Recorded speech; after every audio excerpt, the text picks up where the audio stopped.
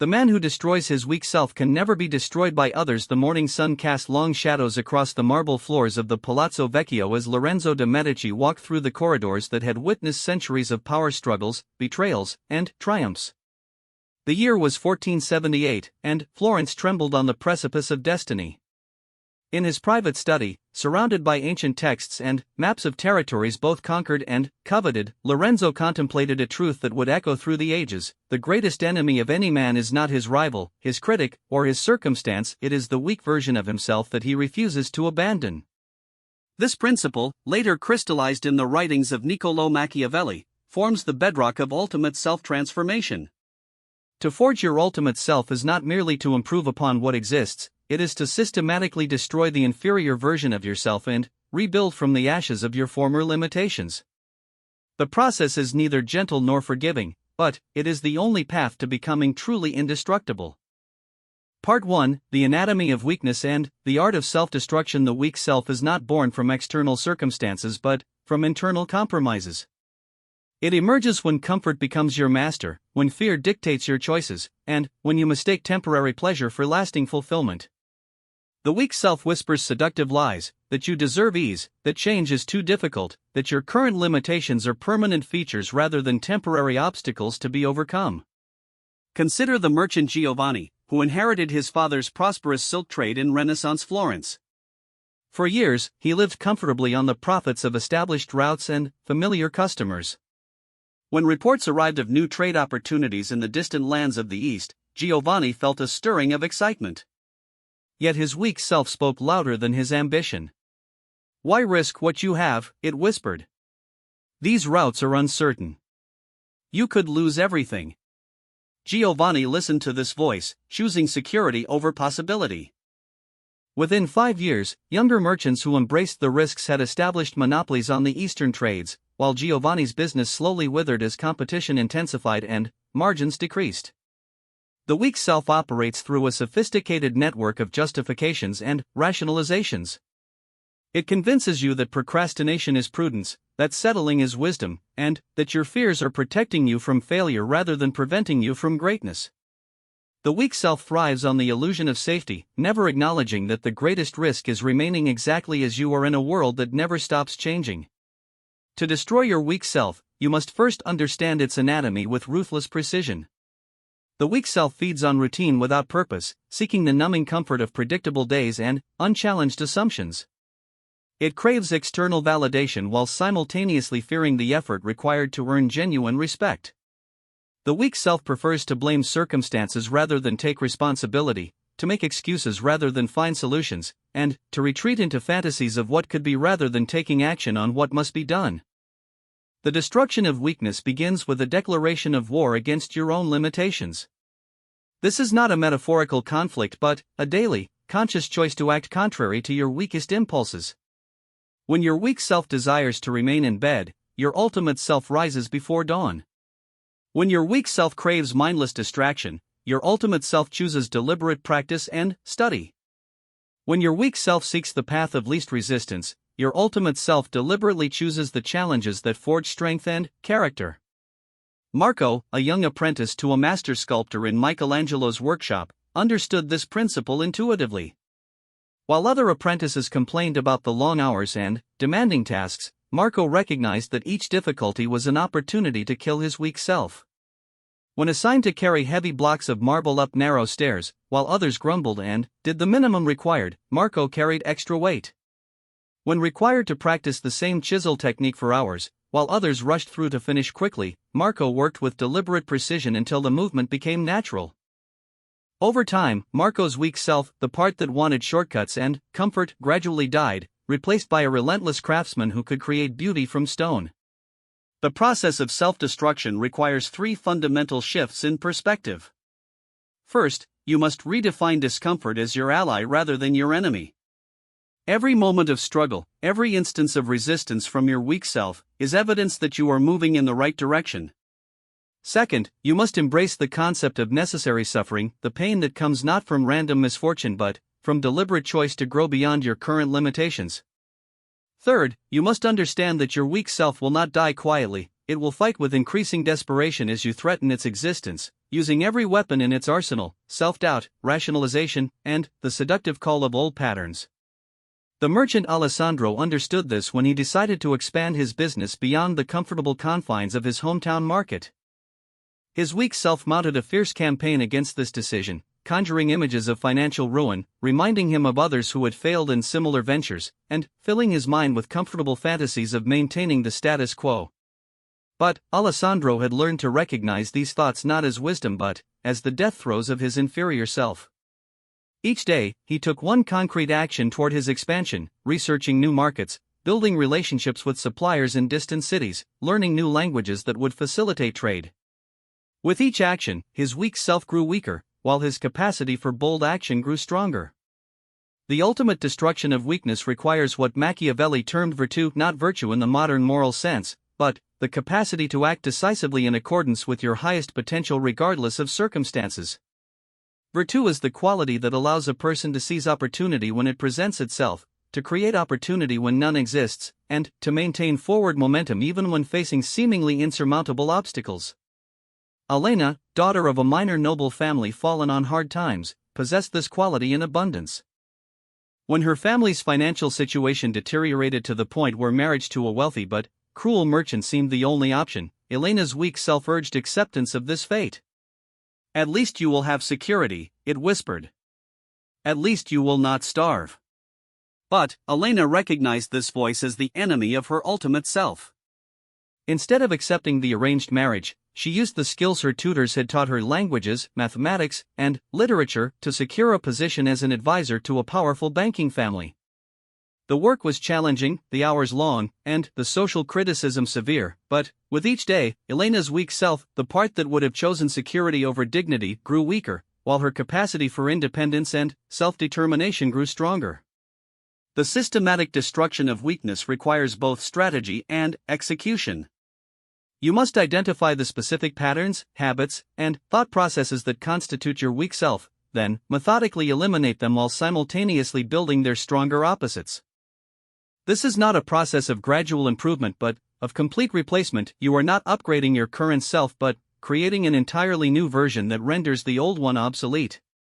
The blacksmith Pietro exemplified this principle when he decided to master the art of swordmaking, a craft far more demanding than the horseshoes and farm tools he had been producing. His weak self resisted this transition at every turn. His hands, accustomed to rougher work, struggled with the precision required. His mind, trained for simple repetitive tasks, strained under the complexity of metallurgy and design.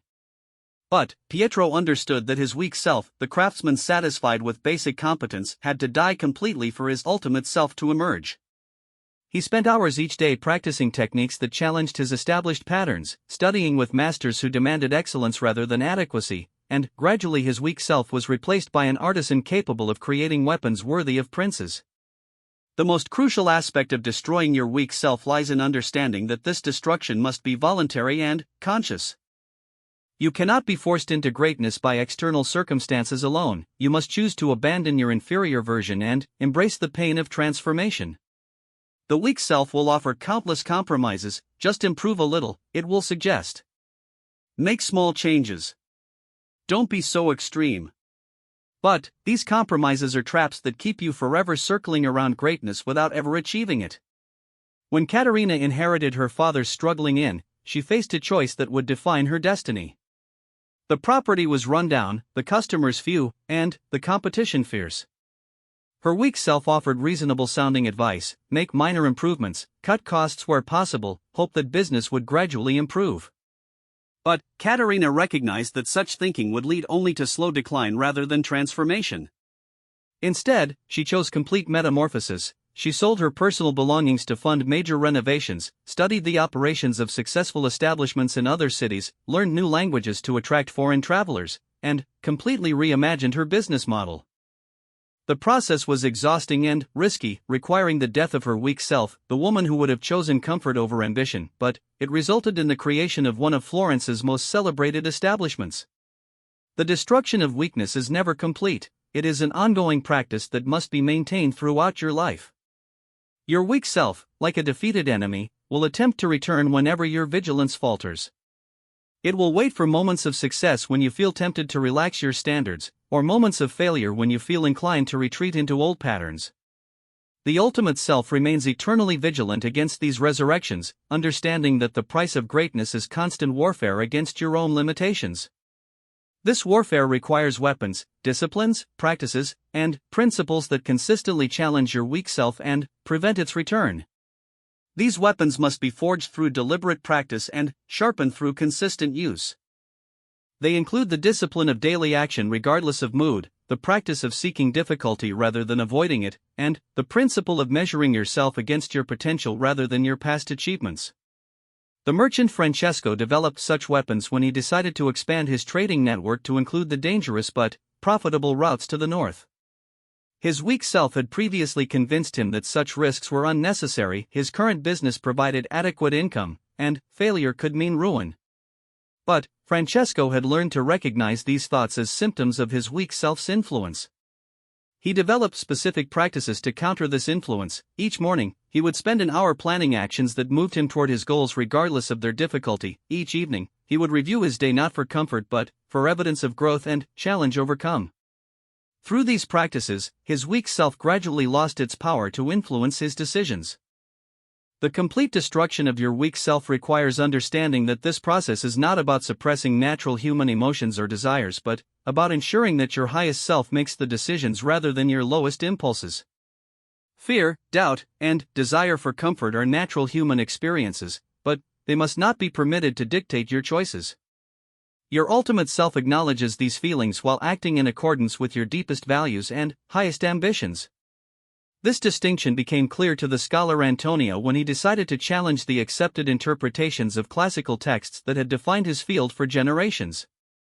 His weak self flooded him with fears of professional rejection, of being dismissed as arrogant, of discovering that his new theories were wrong. But Antonio had learned to separate the experience of fear from the action of surrender. He acknowledged his fears while continuing his research, published his findings despite the potential for criticism, and defended his ideas with evidence and logic rather than retreating into safety. His weak self, the scholar who would have chosen acceptance over truth, died in this process, replaced by an intellectual warrior capable of advancing human knowledge. The ultimate goal of this destruction is not merely personal improvement but the creation of an indestructible core of self that cannot be undermined by external forces. When you have systematically eliminated your weak self, you become immune to the manipulations, criticisms, and setbacks that control weaker individuals. You develop what Machiavelli called virtue, the capacity to maintain your course regardless of fortune's changes, to create your own opportunities rather than waiting for circumstances to favor you. This indestructible core emerges not from avoiding challenges but from systematically conquering them. Each victory over your weak self adds another layer of strength to your ultimate self, creating a foundation that cannot be shaken by external storms. The process is neither quick nor easy, but it is the only path to true freedom and lasting achievement. Part 2: The Architecture of Ultimate Self. The construction of your ultimate self begins in the ruins of your former limitations, but it requires more than destruction alone. Like a master architect designing a cathedral meant to stand for centuries, you must approach this construction with precision, vision, and unwavering commitment to excellence. The ultimate self is not built through random improvement but through deliberate design based on eternal principles of human excellence. The foundation of your ultimate self rests on three pillars that cannot be compromised: absolute personal responsibility, relentless pursuit of mastery, and unwavering commitment to your highest values. These pillars must be constructed simultaneously, each reinforcing the others, creating a structure capable of withstanding any storm that fortune may bring. Absolute personal responsibility forms the first and most crucial pillar. This principle demands that you accept complete ownership of your life's outcomes, regardless of circumstances, other people's actions, or the hand that fate has dealt you. The ultimate self never grants itself the luxury of victimhood, never wastes energy blaming external forces, and never seeks excuses for failure to achieve its potential. Consider the story of Lucia, whose family's vineyard was destroyed by an unprecedented flood that devastated the entire region. While neighboring landowners spent months lamenting their misfortune, seeking government assistance, and cursing their fate, Lucia immediately began analyzing what could be learned from the disaster. She studied flood patterns, researched drainage systems used in other regions, and investigated crop varieties that might prove more resilient to extreme weather. Within 2 years, her rebuilt vineyard not only matched its previous production but exceeded it, while many of her neighbors remained mired in recovery efforts. Lucia understood that ultimate responsibility meant accepting both credit for success and blame for failure, then using both as fuel for continuous improvement. The practice of absolute personal responsibility requires daily vigilance against the subtle ways your mind attempts to shift accountability. When a business deal fails, your ultimate self asks not what went wrong with the market, but how could I have better prepared, negotiated, or executed? When a relationship deteriorates, your ultimate self inquires not what is wrong with them, but how did I contribute to this outcome, and what can I learn? This perspective transforms every setback into a learning opportunity and every failure into data for future success. The goldsmith Roberto exemplified this principle when a commission for a wealthy patron was rejected due to what the client deemed inferior craftsmanship. Roberto's weak self wanted to blame the client's unrealistic expectations or the pressure of an impossible deadline. But his ultimate self took complete responsibility for the failure, analyzing every aspect of his process, his initial consultation with the client, his design approach, his time management, and his quality control procedures. This analysis revealed weaknesses in his communication and planning processes that had led to misaligned expectations. Roberto used this insight to revolutionize his approach to client relationships, ultimately becoming one of the most sought-after artisans in the city. The second pillar, relentless pursuit of mastery, demands that you approach your chosen fields with an intensity that borders on obsession. Mastery is not achieved through casual effort or part-time commitment but through what Leonardo da Vinci called ostinato rigor, obstinate rigor in the pursuit of excellence. Your ultimate self accepts nothing less than the highest standards in whatever domain you choose to conquer. Mastery requires understanding that competence is the enemy of excellence. When you reach a level of skill that allows you to perform adequately, your weak self whispers that you have done enough, that further improvement yields diminishing returns, that you should be satisfied with your current abilities. Your ultimate self rejects these whispers, recognizing that true mastery begins precisely where competence ends. The painter Isabella understood this when she reached a level of skill that allowed her to secure steady commissions and earn a comfortable living. Her weak self urged her to be satisfied with this achievement. She was already better than most painters in the city, and further improvement would require years of additional study and practice.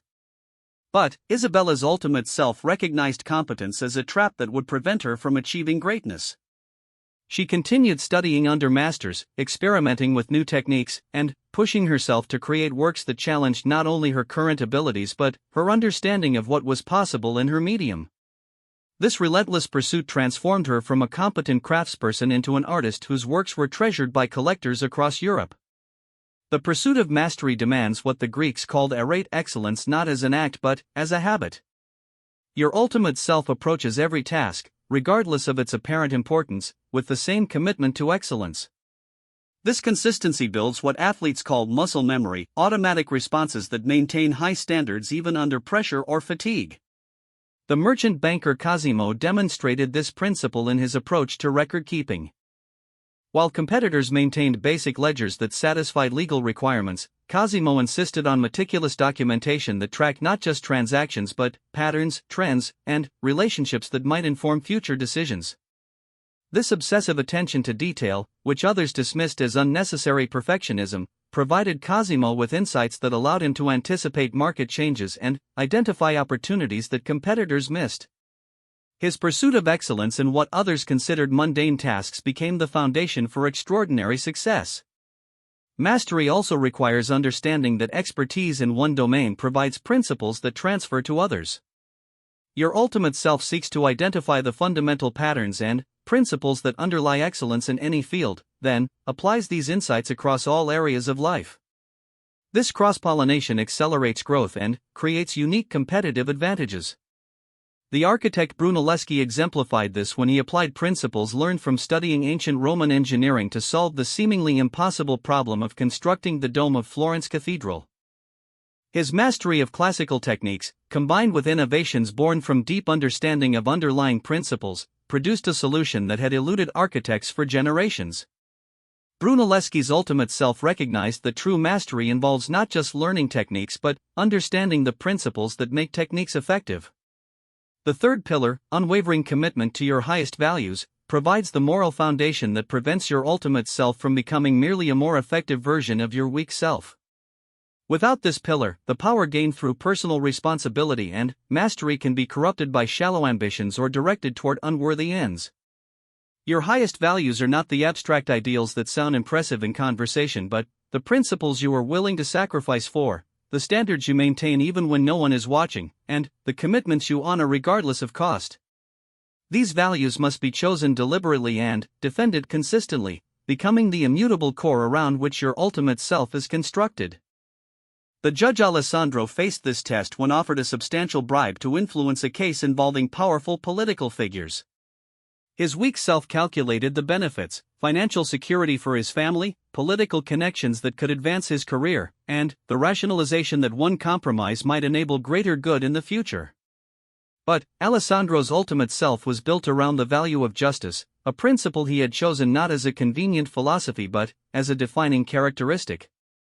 He rejected the bribe, accepted the political consequences, and maintained his integrity even when it meant accepting a more modest career trajectory. This decision strengthened his ultimate self by proving that his values were not negotiable under any circumstances. The commitment to highest values requires understanding that compromise in fundamental principles weakens the entire structure of your ultimate self. Like a cathedral with a flawed foundation, a character built on negotiable values cannot withstand the pressures that inevitably arise. Your ultimate self develops what Machiavelli called the steadiness of the soul, an unshakable core that remains constant regardless of external circumstances. The merchant Elena demonstrated this when faced with an opportunity to profit from information about a competitor's financial difficulties. Using this knowledge to undercut her rival's prices would have provided significant short-term advantages and was perfectly legal. But Elena had built her ultimate self around the value of honorable competition, succeeding through superior service rather than exploiting others' weaknesses.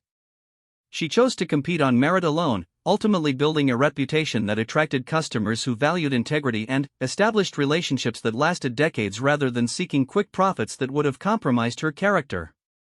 The architecture of your ultimate self also requires what builders call redundant systems, multiple structures that serve the same essential functions, ensuring that the failure of any single element does not compromise the whole. In personal development, this means developing multiple sources of strength, multiple paths to your goals, and multiple ways of maintaining your standards.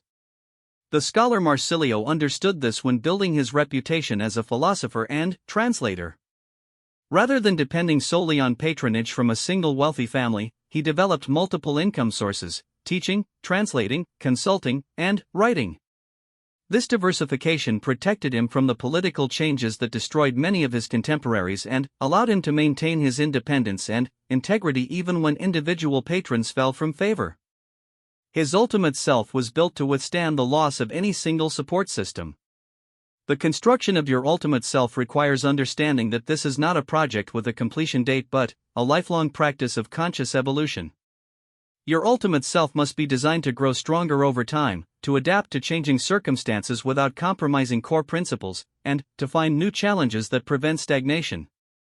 This requires what shipbuilders call modular design, creating a structure that can be expanded, improved, and adapted without rebuilding from the foundation. Your ultimate self develops new capabilities while maintaining existing strengths, explores new domains while deepening mastery in current areas, and takes on greater challenges while preserving the principles that define your character. The banker Lorenzo demonstrated this principle when expanding his operations from local lending to international trade. Rather than abandoning his established banking practices, he applied the same principles of careful analysis, relationship building, and risk management to the new domain. Each expansion built upon existing strengths while developing new capabilities, creating a business empire that remained coherent and manageable despite its complexity. The architecture of your ultimate self must also include what engineers call stress testing, deliberately subjecting your character to pressures that reveal weaknesses before they become catastrophic failures. Your ultimate self actively seeks challenges that test your limits, situations that pressure your values, and opportunities that require you to perform at your highest level.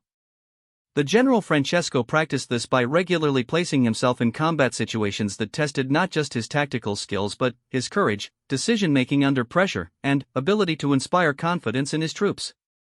Each battle became a laboratory for strengthening his ultimate self, revealing areas that needed improvement and confirming the reliability of his training and preparation. The ultimate self is constructed not through random self-improvement but through systematic application of proven principles.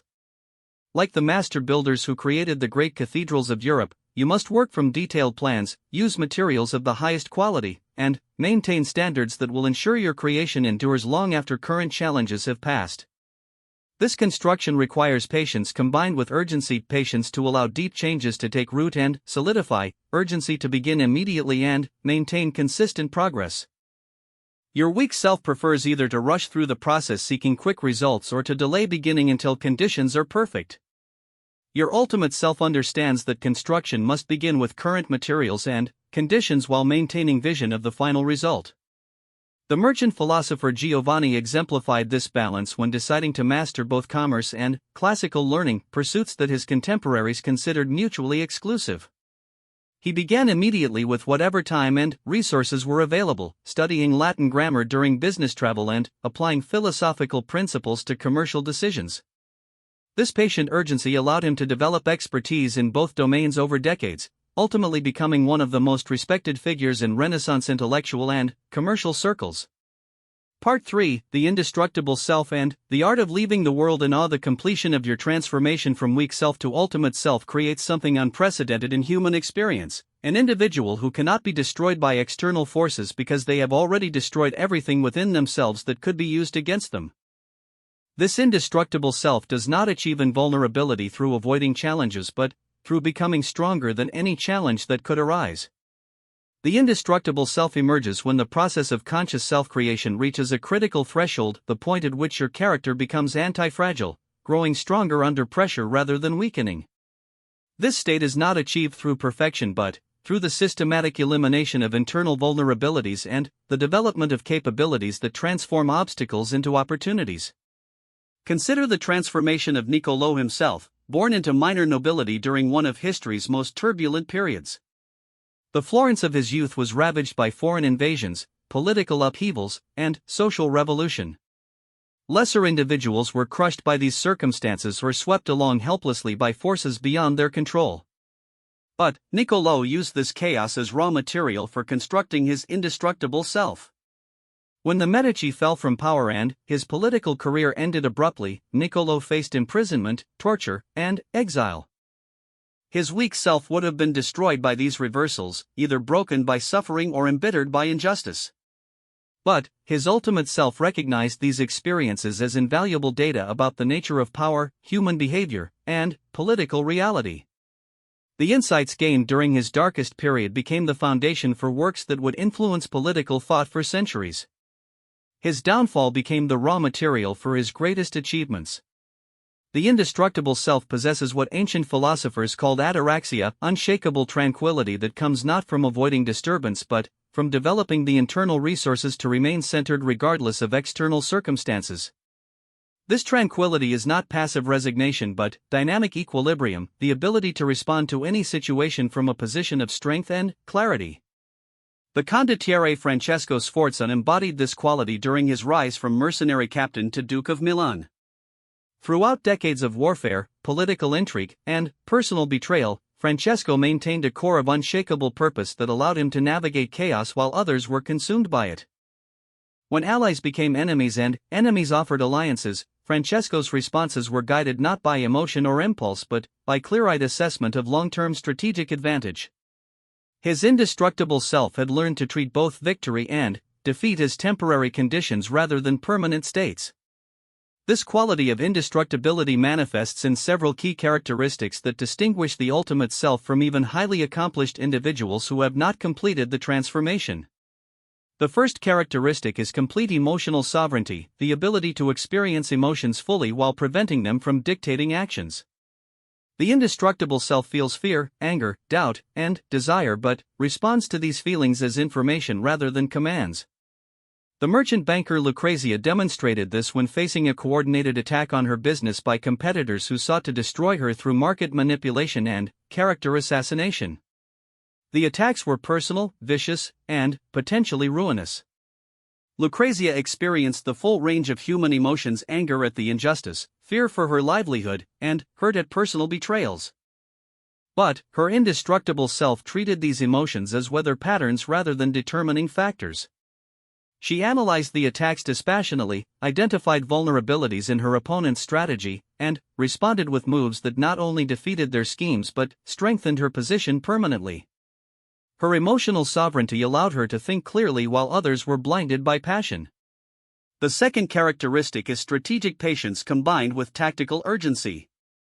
The indestructible self thinks in decades while acting in moments, maintaining long-term vision while responding immediately to emerging opportunities and threats. This temporal flexibility allows the ultimate self to outmaneuver opponents who are trapped in either reactive short-term thinking or abstract long-term planning that fails to address current realities. The diplomat Lorenzo demonstrated this when tasked with negotiating a peace treaty between warring city-states whose conflict had raged for generations.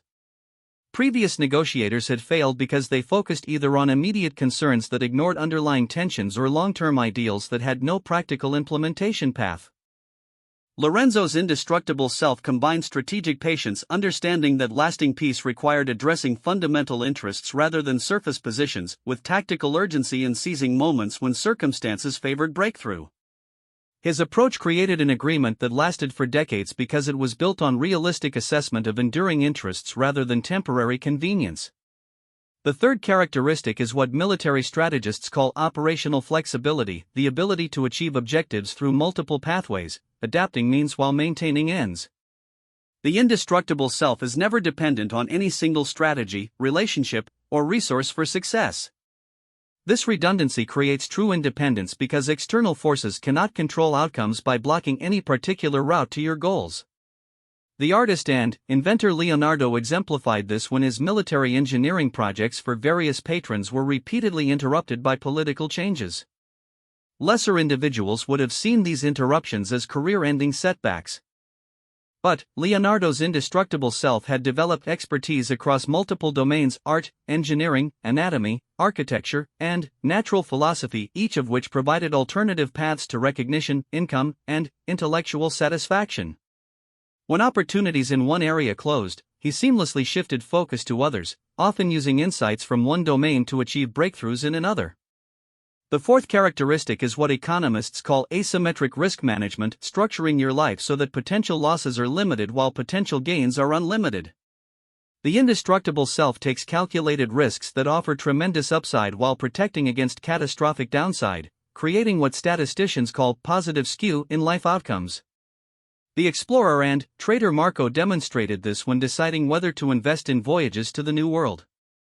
Rather than risking his entire fortune on a single expedition, he created a portfolio of investments, some in established trade routes that provided steady returns, others in moderately risky ventures that offered good profits, and a small percentage in highly speculative voyages that could provide extraordinary returns. This approach meant that even if the most ambitious ventures failed completely, his financial foundation remained secure, while success in any high-risk investment could transform his entire position. The indestructible self achieves what ancient Stoics called preferred indifference, the ability to prefer certain outcomes while remaining unattached to them. This creates enormous practical advantages because you can pursue goals with maximum effort while maintaining the flexibility to change course when circumstances shift. You become like water, maintaining your essential nature while adapting your form to any container. This quality allows the indestructible self to negotiate from positions of genuine strength because you are never desperate for any particular outcome.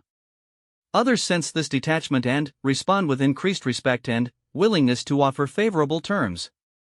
Paradoxically, caring less about specific results often leads to better results because you can think more clearly and act more boldly when you are not emotionally invested in avoiding particular outcomes.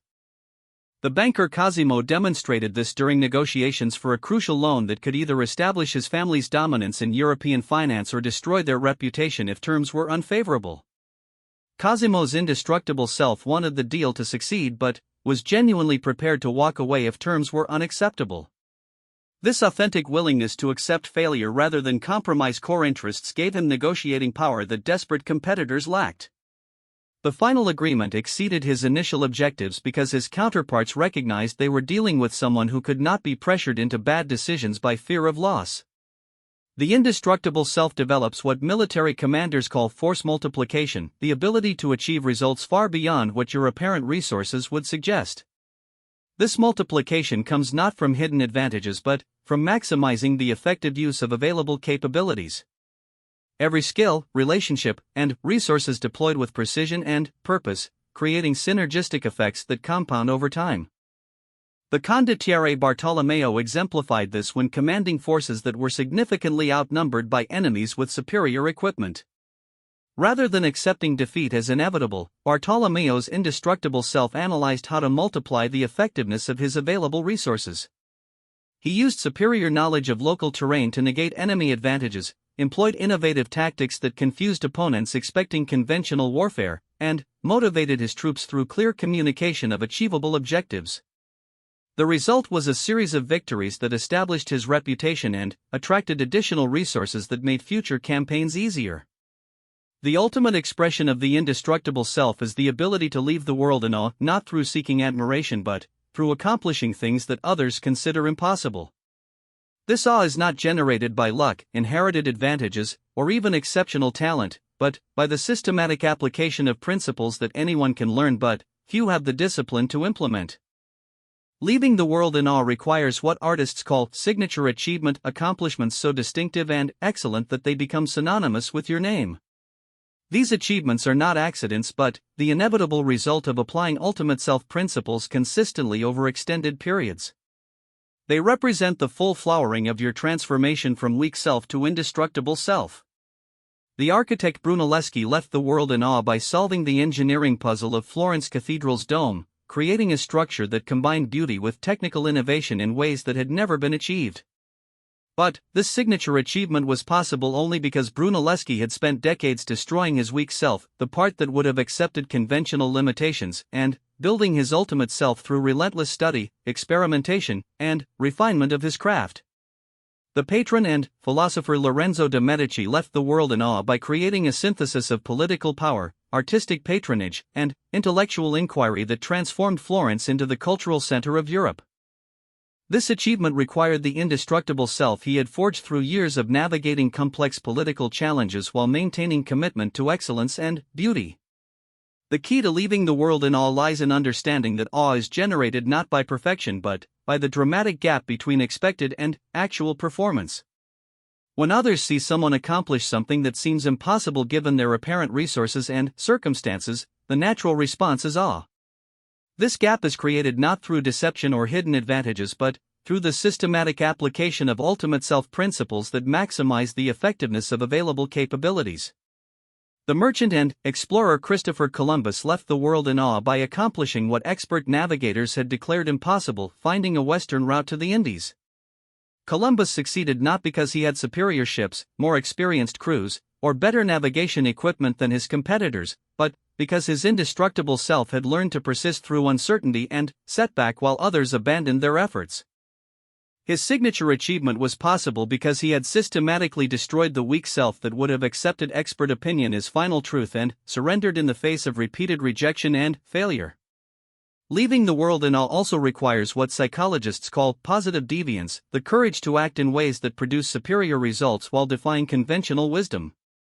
The indestructible self has learned to distinguish between timeless principles that should be followed and temporary conventions that can be ignored or challenged. This discernment allows for innovative approaches that shock observers with their effectiveness. The artist Michelangelo left the world in awe by creating sculptures that seemed to breathe life into stone. This achievement required positive deviance from established artistic conventions, combined with obsessive dedication to understanding human anatomy and marble's properties. His signature works were possible because his ultimate self had learned to ignore critics who urged conventional approaches while maintaining absolute commitment to his own vision of excellence. The final characteristic of those who leave the world in awe is what historians call temporal transcendence, creating works or achievements that remain relevant long after their creators have died. This is not achieved through attempting to create timeless works but through focusing so completely on excellence within your immediate context that the results naturally transcend their original limitations. Machiavelli himself exemplified this when writing The Prince during his exile from active politics.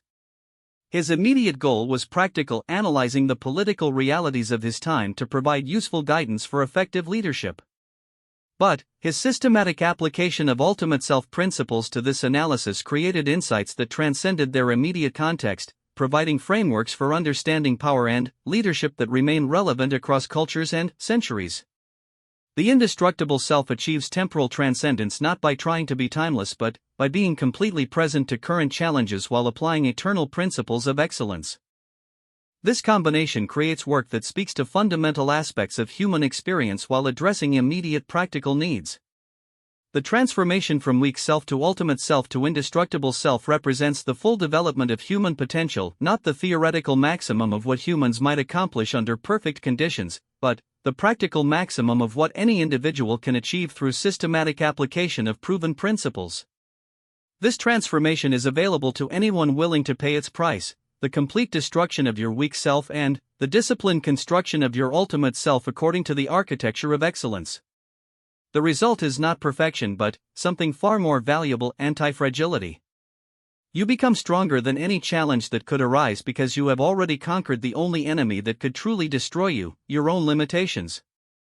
External forces can change your circumstances, influence your opportunities, and affect your immediate outcomes, but they cannot touch the indestructible core of self that you have forged through conscious choice and deliberate action. This is the ultimate freedom, not the absence of constraints but the presence of an unconquerable self that can thrive under any conditions. It is the foundation for achievements that leave the world in awe, not because they seem impossible to outside observers, but because they represent the natural flowering of human potential when properly cultivated and directed. When you have completed this transformation, you join the ranks of those who have discovered the ultimate secret of human existence, that we are not victims of our circumstances but architects of our destiny, capable of creating ourselves according to our highest vision and deepest values. The weak self that once limited your potential becomes a distant memory, replaced by an indestructible force for excellence that grows stronger with each challenge overcome and each new height achieved. This is how you forge your ultimate self and leave the world in awe, not through accident, luck, or inherited advantage, but through the systematic application of principles that have guided exceptional individuals throughout history. The path is neither easy nor quick, but it is certain. Those who complete the journey join the company of the truly indestructible, forever beyond the reach of forces that control and defeat ordinary individuals, free to create achievements limited only by their imagination and commitment to excellence.